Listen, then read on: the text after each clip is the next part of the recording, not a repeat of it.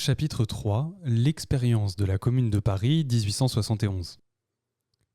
Grand 1. En quoi la tentative des communards est-elle héroïque ? On sait que quelques mois avant la Commune, au cours de l'automne 1870, Marx avait adressé une mise en garde aux ouvriers parisiens, s'attachant à leur démontrer que toute tentative de renverser le gouvernement serait une sottise inspirée par le désespoir.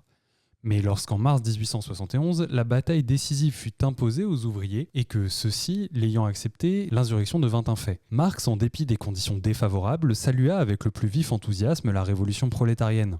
Il ne s'entêta point à condamner par pédantisme un mouvement, comme le fit le tristement célèbre renégat russe du marxisme Plekhanov, dont les écrits de novembre 1905 constituaient un encouragement à la lutte des ouvriers et des paysans, mais qui, après décembre 1905, clamait avec les libéraux « il ne fallait pas prendre les armes ». Marx ne se contenta d'ailleurs pas d'admirer l'héroïsme des communards montant à l'assaut du ciel, selon son expression. Dans le mouvement révolutionnaire des masses, bien que celui-ci n'eût pas atteint son but, il voyait une expérience historique d'une portée immense, un certain pas en avant de la révolution prolétarienne universelle, un pas réel bien plus important que des centaines de programmes et de raisonnements. Analyser cette expérience, y puiser des leçons de tactique, s'en servir pour passer au crible sa théorie, telle est la tâche que Marx se fixa. La seule correction que Marx ait jugé nécessaire d'apporter au manifeste communiste, il la fit en s'inspirant de l'expérience révolutionnaire des communards parisiens. La dernière préface à une nouvelle édition allemande du manifeste communiste signée de ses deux auteurs est datée du 24 juin 1872. Karl Marx et Friedrich Engels y déclarent que le programme du manifeste communiste est aujourd'hui vieilli sur certains points. La Commune, notamment, a démontré, poursuivent-ils, que la classe ouvrière ne peut pas se contenter de prendre la machine de l'État toute prête et de la faire fonctionner pour son propre compte. Les derniers mots de cette citation, mise entre guillemets, sont empruntés par les auteurs à l'ouvrage de Marx, La guerre civile en France. Ainsi, Marx et Engels attribuaient à l'une des leçons principales, fondamentales de la Commune de Paris, une portée si grande qu'ils l'ont introduite comme une correction essentielle dans le manifeste communiste. Chose extrêmement caractéristique, c'est précisément cette correction essentielle qui a été dénaturée par les opportunistes et les 9/10, sinon les 99 centièmes, des lecteurs du manifeste communiste en ignorent certainement le sens. Nous parlerons en détail de cette déformation un peu plus loin, dans un chapitre spécialement consacré aux déformations, qu'il nous suffise pour l'instant de marquer que l'interprétation courante, vulgaire de la fameuse formule de Marx citée par nous, est que celui-ci aurait souligné l'idée d'une évolution lente, par opposition à la prise de pouvoir, etc. En réalité, c'est exactement le contraire. L'idée de Marx est que la classe ouvrière doit briser, démolir la machine de l'État toute prête et ne pas se borner à en prendre possession. Le 12 avril 1871, c'est-à-dire justement pendant la Commune, Marx écrivait à Kugelmann « Dans le dernier chapitre de mon 18 Brumaire, je remarque, comme tu le verras si tu le relis, que la prochaine tentative de la Révolution en France devra consister non plus à faire passer la machine bureaucratique et militaire en d'autres mains, comme ce fut le cas jusqu'ici, mais à la briser. C'est la condition première de toute révolution véritablement populaire sur le continent. C'est aussi se contenter nos héroïques camarades de Paris. » Les lettres de Marx à Kugelmann comptent au moins 2 éditions russes, dont une rédigée et préfacée par moi. Briser la machine bureaucratique et militaire. En ces quelques mots se trouve brièvement exprimée la principale leçon du marxisme sur les tâches du prolétariat à l'égard de l'État au cours de la Révolution. Et c'est cette leçon qui est non seulement tout à fait oubliée, mais encore franchement dénaturée par l'interprétation dominante du marxisme due à Kautsky.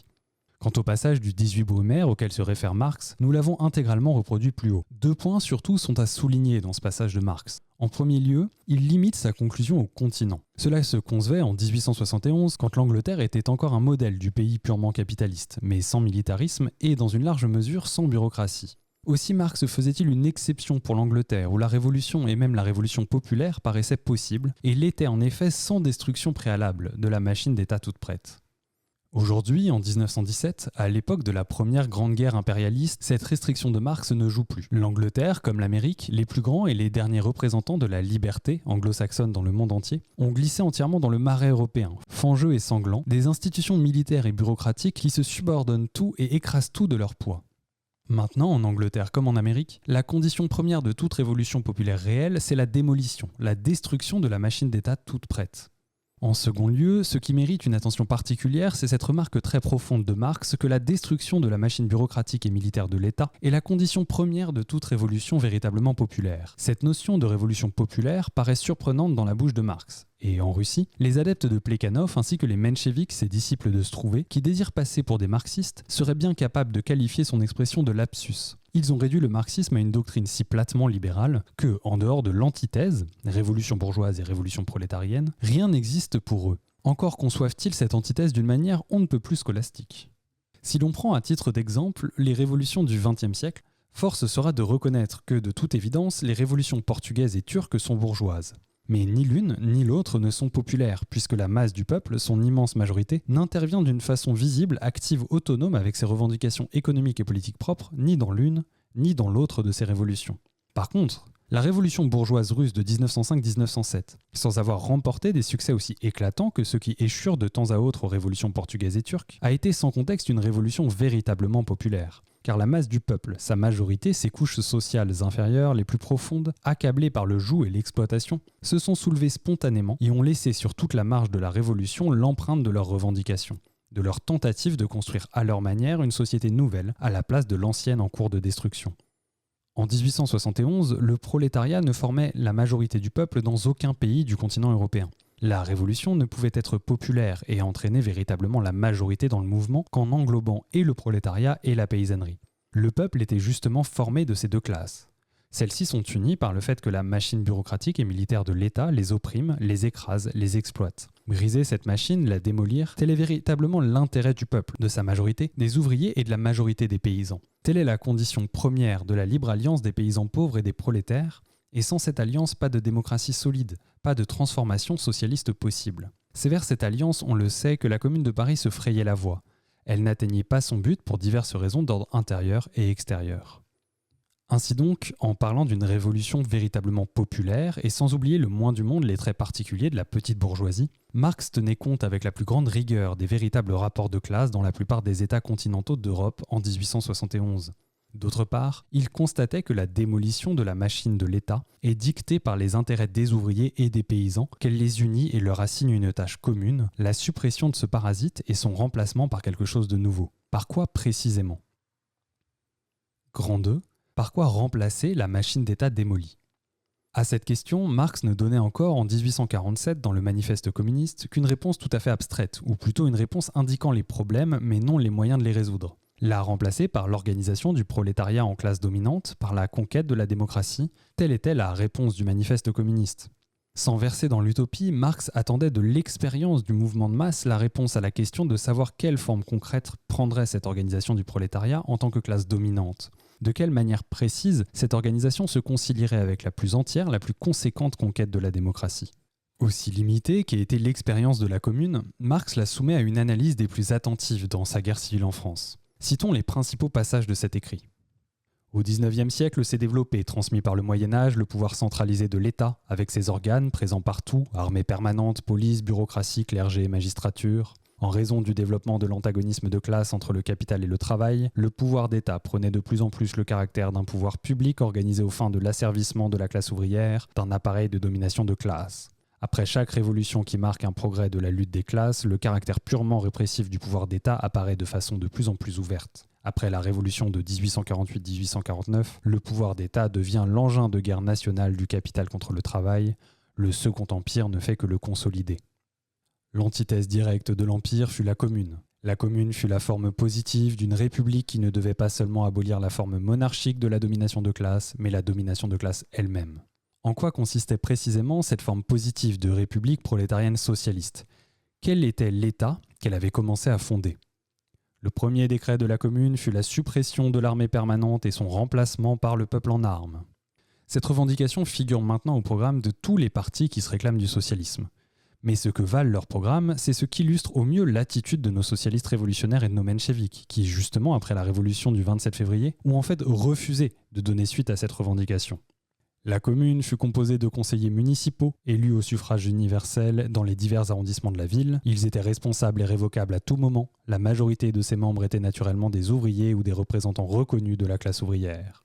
Au lieu de continuer d'être l'instrument du gouvernement central, la police fut immédiatement dépouillée de ses attributs politiques et transformée en un instrument de la Commune, responsable et à tout instant révocable. Il en fut de même pour les fonctionnaires de toutes les autres branches de l'administration. Depuis les membres de la Commune jusqu'au bas de l'échelle, la fonction publique devait être assurée par des salaires d'ouvriers. Le bénéfice d'usage et les indemnités de représentation des hauts dignitaires de l'État disparurent avec ces hauts dignitaires eux-mêmes.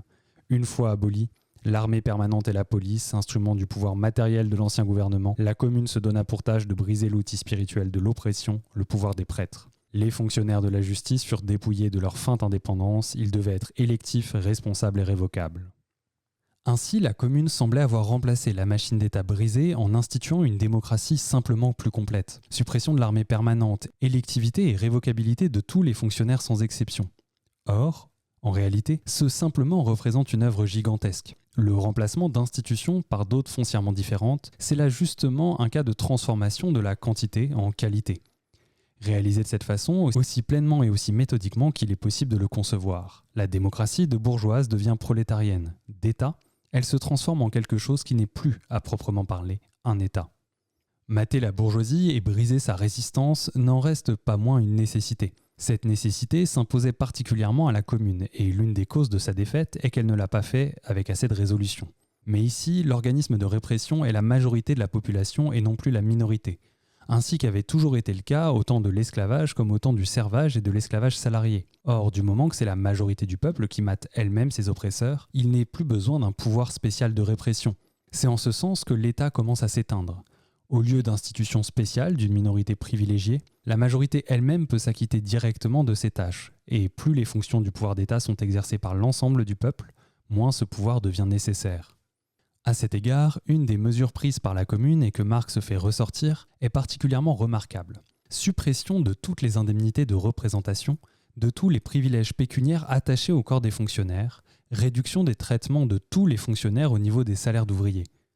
C'est là justement qu'apparaît avec le plus de relief le tournant qui s'opère de la démocratie bourgeoise à la démocratie prolétarienne, de la démocratie des oppresseurs à la démocratie des classes opprimées, de l'État en tant que pouvoir spécial destiné à mater une classe déterminée, à la répression exercée sur les oppresseurs par le pouvoir général de la majorité du peuple, des ouvriers et des paysans. Et c'est précisément sur ce point, particulièrement frappant et le plus important peut-être en ce qui concerne la question de l'État, que les enseignements de Marx sont les plus oubliés. Les commentaires de vulgarisation, ils sont innombrables, n'en parlent pas. Il est d'usage de taire cela comme une naïveté qui a fait son temps, à la manière des chrétiens qui, une fois leur culte devenu religion d'État, ont oublié les naïvetés du christianisme primitif avec son esprit révolutionnaire démocratique. La réduction du traitement des hauts fonctionnaires de l'État apparaît simplement comme la revendication d'un démocratisme naïf, primitif. Un des fondateurs de l'opportunisme moderne, l'ex-social-démocrate Edward Bernstein, s'est maintes fois exercé à répéter les plates railleries bourgeoises contre le démocratisme primitif. Comme tous les opportunistes, comme les kotskistes de nos jours, il n'a pas du tout compris, premièrement, qu'il est impossible de passer du capitalisme au socialisme sans un certain retour au démocratisme primitif, et deuxièmement, que le démocratisme primitif basé sur le capitalisme et la culture capitaliste n'est pas le démocratisme primitif des époques anciennes ou pré-capitalistes.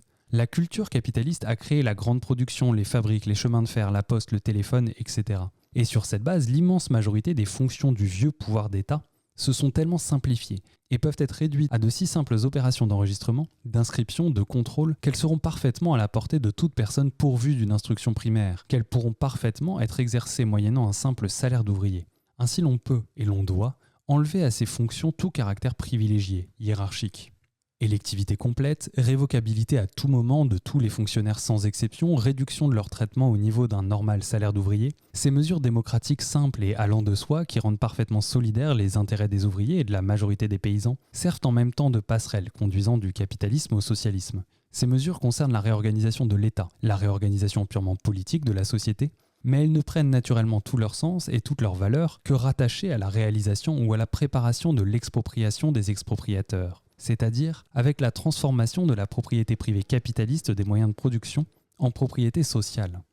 La Commune, écrivait Marx, a réalisé ce mot d'ordre de toutes les révolutions bourgeoises, le gouvernement à bon marché, en abolissant ces deux grandes sources de dépenses, l'armée permanente et le fonctionnarisme d'État. Seule une infime minorité de la paysannerie ainsi que des autres couches de la petite bourgeoisie s'élèvent, arrivent au sens bourgeois du mot, c'est-à-dire que seuls quelques individus deviennent ou des gens aisés, des bourgeois ou des fonctionnaires nantis et privilégiés. L'immense majorité des paysans, dans tout pays capitaliste où il existe une paysannerie, sont opprimés par le gouvernement et aspirent à le renverser. Ils aspirent à un gouvernement à bon marché. Le prolétariat peut seul s'acquitter de cette tâche et, en l'exécutant, il fait du même coup un pas vers la réorganisation socialiste de l'État. Grand 3. Suppression du parlementarisme.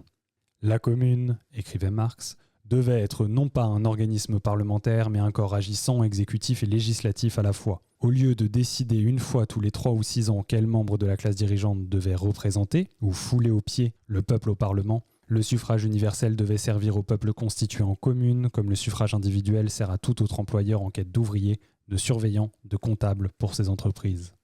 Cette remarquable critique du parlementarisme formulée en 1871 est elle aussi aujourd'hui du fait de la domination du social-chauvinisme et de l'opportunisme au nombre des paroles oubliées du marxisme. Les ministres et les parlementaires de profession, les traîtres au prolétariat et les socialistes pratiques d'à présent ont entièrement laissé aux anarchistes le soin de critiquer le parlementarisme. Et pour cette raison, d'une logique surprenante, ils qualifient d'anarchiste toute critique du parlementarisme. On ne saurait s'étonner que le prolétariat des pays parlementaires avancés, écœuré à la vue de socialistes tels que les Scheidman, David, Lejeune, Sambat, Renaudel, Anderson, Van der Velde, Stoning, Branting, Bissolati et compagnie, ait de plus en plus souvent accordé ses sympathies à l'anarcho-syndicalisme, encore que celui-ci soit le frère jumeau de l'opportunisme. Mais pour Marx, la dialectique révolutionnaire n'a jamais été cette vaine phraséologie à la mode, ce hochet qu'en ont fait Plekhanov, Kautsky et les autres. Marx a su rompre impitoyablement avec l'anarchisme pour son impuissance à utiliser même l'écurie du parlementarisme bourgeois, surtout lorsque la situation n'est manifestement pas révolutionnaire. Mais il a su, en même temps, donner une critique véritablement prolétarienne et révolutionnaire du parlementarisme. Décider périodiquement, pour un certain nombre d'années, quel membre de la classe dirigeante foulera aux pieds, écrasera le peuple au Parlement, telle est l'essence véritable du parlementarisme bourgeois, non seulement dans les monarchies constitutionnelles parlementaires, mais encore dans les républiques les plus démocratiques. Mais si l'on pose la question de l'État, si l'on considère le parlementarisme comme une de ses institutions du point de vue des tâches du prolétariat dans ce domaine, quel est donc le moyen de sortir du parlementarisme ? Comment peut-on s'en passer ? Force nous est de le dire et redire encore, les enseignements de Marx fondés sur l'étude de la Commune sont si bien oubliés que le social-démocrate actuel est tout simplement incapable de concevoir une autre critique du parlementarisme que la critique anarchiste ou réactionnaire. Certes, le moyen de sortir du parlementarisme ne consiste pas à détruire les organismes représentatifs et le principe électif, mais à transformer ces moulins à parole que sont les organismes représentatifs en assemblées agissantes. La Commune devait être non pas un organisme parlementaire, mais un corps agissant, exécutif et législatif à la fois. Un organisme non parlementaire, mais agissant. Voilà qui s'adresse on ne peut plus directement aux parlementaires modernes et aux toutous parlementaires de la social-démocratie. Considérez n'importe quel pays parlementaire depuis l'Amérique jusqu'à la Suisse, depuis la France jusqu'à l'Angleterre, la Norvège, etc. La véritable besogne d'État se fait dans les coulisses. Elle est exécutée par les départements, les chancelleries, les états-majors. Dans le Parlement, on ne fait que bavarder, à seule fin de duper le bon peuple. Cela est si vrai que même dans la République russe, République démocratique bourgeoise, tous ces vices du parlementarisme sont apparus aussitôt, avant même qu'elle ait eu le temps de constituer un véritable parlement. Les héros du philistinisme pourri, les Skobelev et les Tsereteli, les Tchernov et les Exantiev, ont réussi à gangréner jusqu'aux soviets, dont ils ont fait de stériles moulins à parole sur le modèle du plus écœurant parlementarisme bourgeois. Dans les soviets, messieurs les ministres socialistes, dupent les moujiks crédules par leur phraséologie et leurs résolutions. Au sein du gouvernement, c'est un quadrille permanent. D'une part, pour faire asseoir à tour de rôle autour de l'assiette au beurre des sinécures lucratives et honorifiques, le plus possible, de socialistes révolutionnaires et de mencheviks. D'autre part, pour distraire l'attention du peuple. Pendant ce temps, dans les chancelleries, dans les états-majors, on fait le travail d'État. Le Dielo Naroda, organe des socialistes révolutionnaires, parti dirigeant, avouait récemment dans un éditorial avec cette incomparable franchise des gens de la bonne société, où tous se livrent à la prostitution politique, que même dans les ministères appartenant aux socialistes, que même là, tout le vieil appareil bureaucratique reste en gros le même, fonctionne comme par le passé et sabote en toute liberté les mesures révolutionnaires. Mais même sans cet aveu, l'histoire de la participation des socialistes révolutionnaires et des mencheviks au gouvernement n'apporte-t-elle pas la preuve concrète qu'il en est ainsi ? Ce qui est caractéristique en l'occurrence, c'est que, siégeant au ministère en compagnie des cadets, Tchernov, Roussanov, Zenzinov et autres rédacteurs du Dielo Naroda, poussent l'impudence jusqu'à raconter en public et sans rougir comme une chose sans conséquente que chez eux, dans leur ministère, tout marche comme par le passé. Phraséologie démocratique et révolutionnaire pour duper Jacques Bonhomme, bureaucratisme et paperasserie pour combler d'aise les capitalistes, voilà l'essence de l'honnête coalition. Au parlementarisme vénal, pourri jusqu'à la moelle de la société bourgeoise, la Commune substitue des organismes où la liberté d'opinion et de discussion ne dégénère pas en duperie, car les parlementaires doivent travailler eux-mêmes, appliquer eux-mêmes leurs lois, en vérifier eux-mêmes les effets, en répondre eux-mêmes directement devant les électeurs. Les organismes représentatifs demeurent, mais le parlementarisme comme système spécial, comme division du travail législatif et exécutif, comme situation privilégiée pour les députés n'est plus. Nous ne pouvons concevoir une démocratie, même une démocratie prolétarienne, sans organisme représentatif. Mais nous pouvons et devons la concevoir sans parlementarisme. Si la critique de la société bourgeoise n'est pas pour nous un vain mot, si notre volonté de renverser la domination de la bourgeoisie est une volonté sérieuse et sincère et non une phrase électorale destinée à capter les voix des ouvriers, comme chez les mencheviks et les socialistes révolutionnaires, chez les Schedman et les Legien, les Sambat et les Van der Velde. Il est extrêmement symptomatique que, parlant des fonctions de ce personnel administratif qu'il faut à la commune comme à la démocratie prolétarienne, Marx prenne comme terme de comparaison le personnel de tout autre employeur, c'est-à-dire une entreprise capitaliste ordinaire avec ses ouvriers, surveillants et comptables. Il n'y a pas un grain d'utopisme chez Marx. Il n'invente pas, il n'imagine pas de toute pièce une société nouvelle. Non, il étudie, comme un processus d'histoire naturelle, la naissance de la nouvelle société à partir de l'ancienne. Les formes de transition de celle-ci à celle-là. Il prend l'expérience concrète du mouvement prolétarien de masse et s'efforce d'en tirer des leçons pratiques. Il se met à l'école de la commune. De même que tous les grands penseurs révolutionnaires n'hésitèrent pas à se mettre à l'école des grands mouvements de la classe opprimée, sans jamais les aborder du point de vue d'une morale pédantesque. Il ne saurait être question de supprimer d'emblée, partout et complètement, le fonctionnarisme, c'est une utopie. Mais briser d'emblée la vieille machine administrative pour commencer sans délai à en construire une nouvelle, permettant de supprimer graduellement tout fonctionnarisme, cela n'est pas une utopie. C'est l'expérience de la commune, c'est la tâche urgente, immédiate du prolétariat révolutionnaire. Le capitalisme simplifie les fonctions administratives étatiques. Il permet de rejeter les méthodes de commandement et de tout ramener à une organisation des prolétaires qui embauche au nom de toute la société des ouvriers, des surveillants, des comptables. Nous ne sommes pas des utopistes. Nous ne rêvons pas de nous passer d'emblée de toute administration, de toute subordination. Ces rêves anarchistes fondés sur l'incompréhension des tâches qui incombent à la dictature du prolétariat sont foncièrement étrangers au marxisme et ne servent en réalité qu'à différer la révolution socialiste jusqu'au jour où les hommes auront changé. Nous voulons la révolution socialiste avec les hommes tels qu'ils sont aujourd'hui et qui ne se passeront pas de subordination, de contrôle, surveillant et de comptable. Mais c'est au prolétariat, avant-garde armée de tous les exploités et de tous les travailleurs qu'il faut se subordonner. On peut et on doit dès à présent, du jour au lendemain, commencer à remplacer les méthodes de commandement propres aux fonctionnaires publics par le simple exercice d'une surveillance et d'une comptabilité. Fonctions toutes simples qui dès aujourd'hui sont parfaitement à la portée de la généralité des citadins et dont ils peuvent parfaitement s'acquitter pour des salaires d'ouvriers. C'est nous-mêmes, les ouvriers, qui organiserons la grande production en prenant pour point de départ ce qui a déjà été créé par le capitalisme, en nous appuyant sur notre expérience ouvrière, en instituant une discipline rigoureuse, une discipline de fer maintenue par le pouvoir d'État des ouvriers armés. Nous réduirons les fonctionnaires publics au rôle de simples agents d'exécution de nos directives, au rôle de surveillants et de comptables, responsables, révocables et modestement rétribués. Voilà notre tâche prolétarienne. Voilà par quoi l'on peut et l'on doit commencer en accomplissant la révolution prolétarienne.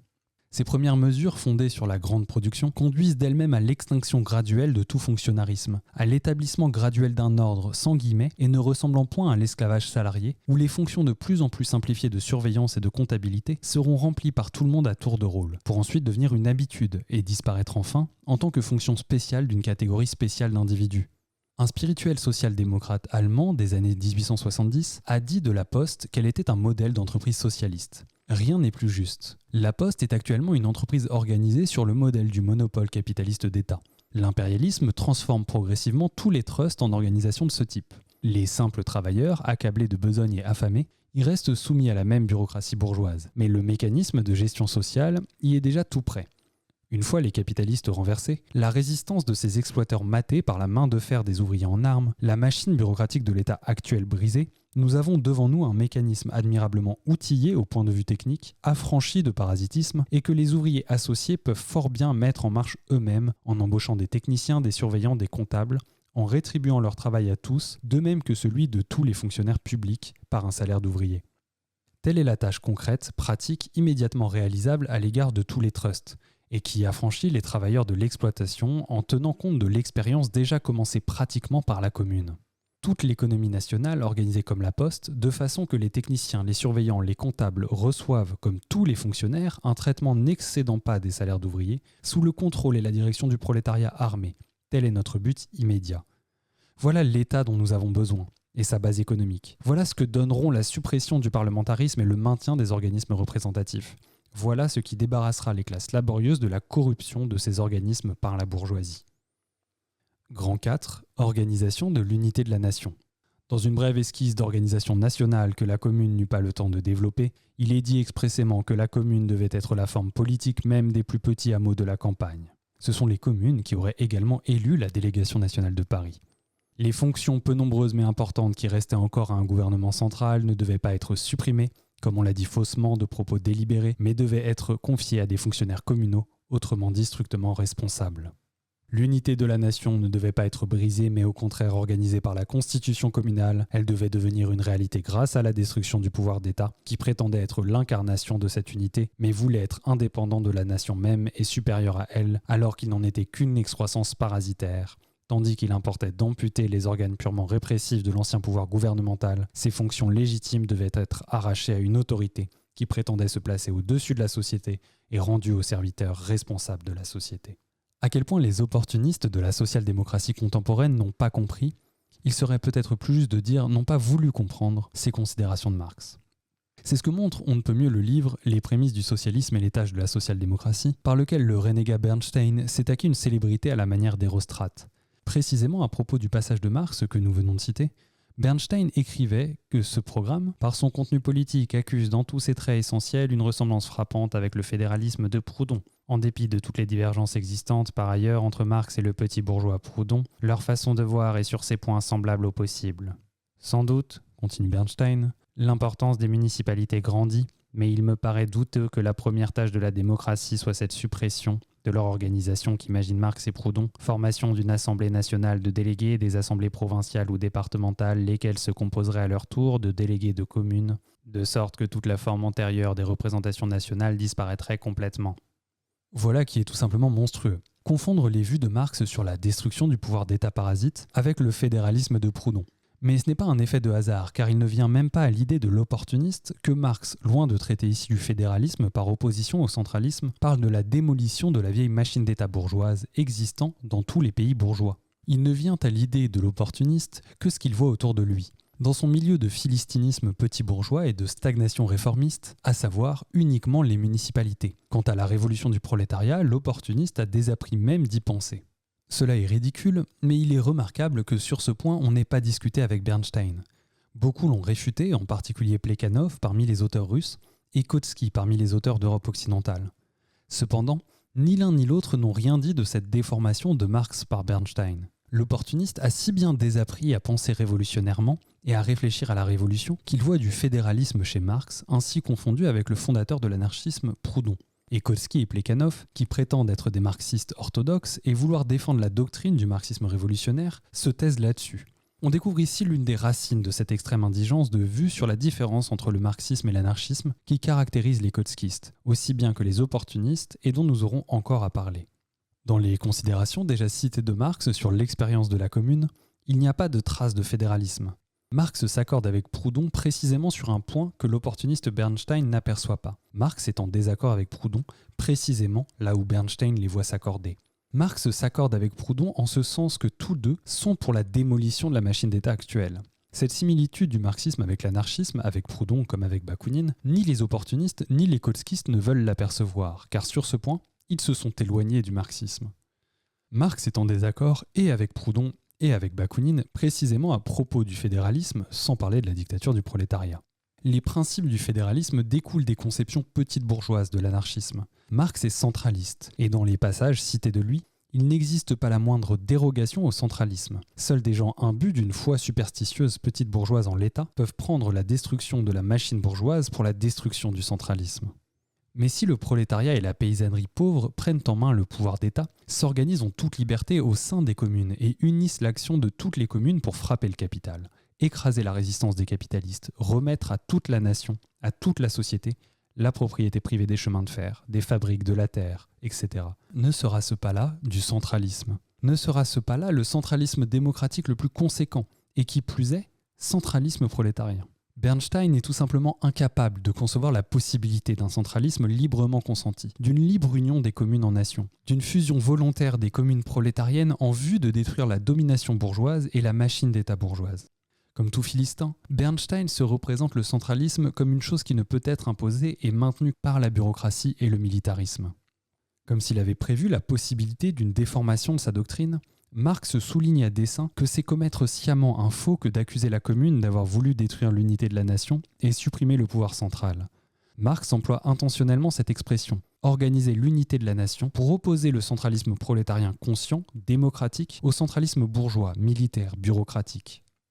Mais il n'est pire sourd que celui qui ne veut pas entendre. Et les opportunistes de la social-démocratie contemporaine ne veulent justement pas entendre parler de la destruction du pouvoir d'État, de l'amputation de ce parasite. Grand 5. Destruction de l'État parasite.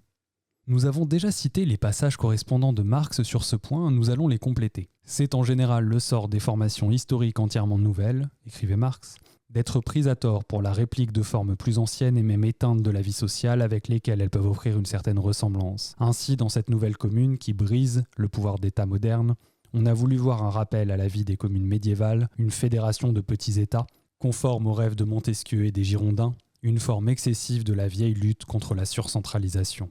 La constitution communale aurait restitué au corps social toutes les forces jusqu'alors absorbées par l'État parasite qui se nourrit sur la société et en paralyse le libre mouvement. Par ce seul fait, elle lui était le point de départ de la régénération de la France. La constitution communale aurait mis les producteurs ruraux sous la direction intellectuelle de chefs-lieux de département et leur y eut assuré, chez les ouvriers des villes, les dépositaires naturels de leurs intérêts. L'existence même de la commune impliquait, comme quelque chose d'évident, l'autonomie municipale, mais elle n'était plus dorénavant un contrepoids au pouvoir d'État, désormais superflu. Destruction du pouvoir d'État, cette excroissance parasitaire, amputation, démolition de ce pouvoir, le pouvoir d'État désormais aboli. C'est en ces termes que Marx, jugeant et analysant l'expérience de la commune, parle de l'État. Tout ceci fut écrit il y a moins d'un demi-siècle, et il faut aujourd'hui se livrer à de véritables fouilles pour retrouver et faire pénétrer dans la conscience des larges masses un marxisme non frelaté. Les conclusions tirées par Marx de ses observations sur la dernière grande révolution qu'il a vécue ont été oubliées juste au moment où s'ouvrait une nouvelle époque de grande révolution du prolétariat. La multiplicité des interprétations auxquelles la commune a été soumise et la multiplicité des intérêts qui se sont réclamés d'elle montrent que c'était une forme politique tout à fait susceptible d'expansion, tandis que toutes les formes antérieures de gouvernement avaient été essentiellement répressives. Son véritable secret, le voici, c'était essentiellement un gouvernement de la classe ouvrière, le résultat de la lutte de la classe des producteurs contre la classe des appropriateurs, la forme politique enfin trouvée qui permettait de réaliser l'émancipation économique du travail. Sans cette dernière condition, la constitution communale eût été une impossibilité et un leurre.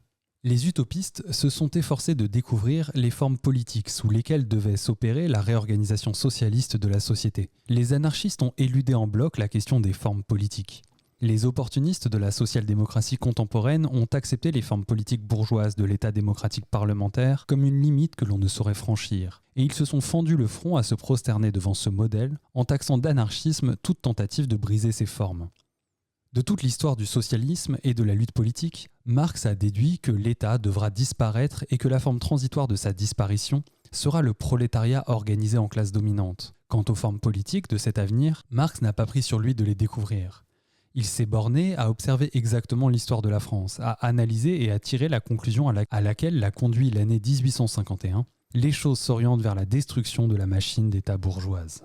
Et quand éclata le mouvement révolutionnaire de masse du prolétariat, malgré l'échec de ce mouvement, malgré sa courte durée et sa faiblesse évidente, Marx se mit à étudier les formes qu'il avait révélées. La commune est la forme enfin trouvée par la révolution prolétarienne qui permet de réaliser l'émancipation économique du travail. La commune est la première tentative faite par la révolution prolétarienne pour briser la machine d'État bourgeoise. Elle est la forme politique enfin trouvée par quoi l'on peut et l'on doit remplacer ce qui a été brisé. Nous verrons plus loin que les révolutions russes de 1905 et de 1917, dans un cadre différent, dans d'autres conditions, continuent l'œuvre de la Commune et confirment la géniale analyse historique de Marx.